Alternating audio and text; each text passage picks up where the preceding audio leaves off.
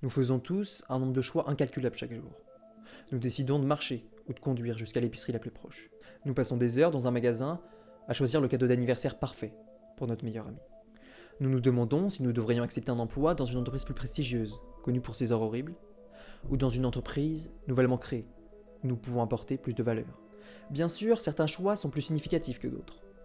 Mais quoi qu'il en soit, chaque choix que nous faisons est en quelque sorte le reflet de qui nous sommes. Dans un monde où chaque produit est plus gros ou meilleur par rapport à ses concurrents, les consommateurs ont commencé à faire face à un problème important, l'incertitude sur les divers attributs du produit. Souvent, les consommateurs auront tendance à choisir une marque qu'ils jugent conforme avec leur image de soi. De cette manière, chaque consommateur, à titre individuel, essaiera de refléter sa propre identité par le choix. Lorsqu'ils font partie d'un groupe social plus large, les choix des consommateurs auront tendance à converger vers un certain modèle, formant ainsi les bases d'une identité sociale individuelle. Par exemple, un utilisateur peut décider de changer sa sonnerie dans un acte d'expression de soi omniprésent. Si l'utilisateur se considère comme un hipster, le choix de la sonnerie se fera en conséquence.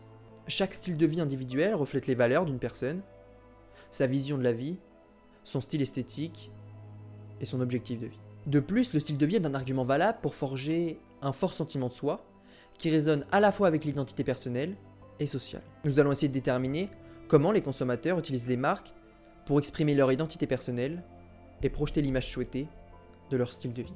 Les spécialistes du marketing ont tendance à utiliser les marques pour différencier les produits d'une entreprise de ses concurrents et pour créer une valeur supérieure pour les clients. L'étape la plus importante dans la création et l'association d'une valeur supérieure aux clients consiste à ajouter des associations significatives au-delà des caractéristiques intrinsèques du produit, c'est-à-dire ce qu'il possède déjà.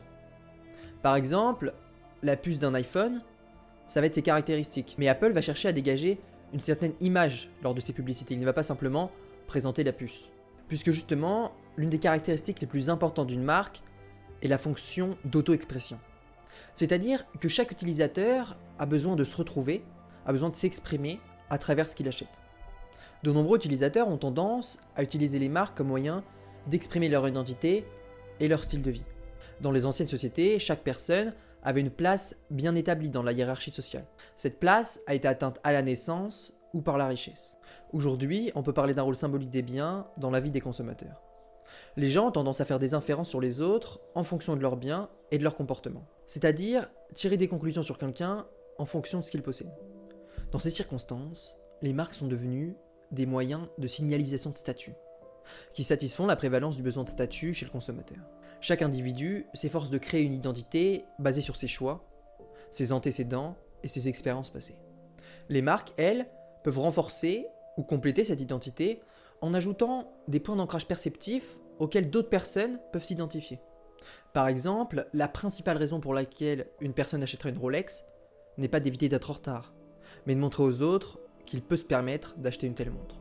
Pour qu'une marque devienne un moyen d'expression de soi pertinent, elle doit être facile à reconnaître et englober un large éventail d'associations positives futures. Les individus essaient d'exprimer leur identité par tous les moyens dont ils disposent. En choisissant une marque particulière, une personne peut à la fois réaffirmer sa propre perception et celle des autres de son identité souhaitée. En conséquence, les gens utilisent les marques pour se rassurer et signaler aux autres quel genre de personnes ils sont. Par exemple, voyager en classe affaires sur un vol de très courte distance est plutôt un choix axé sur le style de vie qu'une décision de commodité. Une prédilection pour une certaine marque n'est que le résultat de facteurs sociologiques, car le besoin d'une personne de s'exprimer est le résultat d'interactions avec d'autres membres. En revanche, les facteurs psychologiques ont un effet sur la projection identitaire. Non seulement les consommateurs analysent comment une marque peut se rapporter à leur objectif de vie et à leurs valeurs, mais ils sont également conscients qu'une marque peut aider à projeter ses valeurs vers le monde extérieur. Par conséquent, une marque qui réussit doit avoir un certain degré de résonance avec l'identité personnelle du consommateur et l'identité sociale. Les consommateurs s'appuieront sur plus d'une marque, ainsi que sur d'autres moyens d'expression de soi, pour véhiculer leur identité et leur style de vie. Lorsqu'il exprime son identité, le besoin d'expression de soi du consommateur est limité, car il sera soumis à la satisfaction du besoin lorsque ces besoins auront été satisfaits de manière souhaitable. Et justement, la satisfaction des besoins a un impact important sur le comportement des consommateurs. Par exemple, quelqu'un qui est assoiffé sera prêt à payer plus pour quelque chose à boire, ou quelqu'un qui en manque de nicotine valorisera davantage un paquet de cigarettes.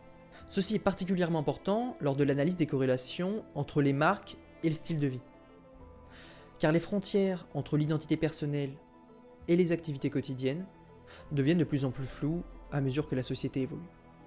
C'était Isidore, on se retrouve bientôt pour une nouvelle vidéo.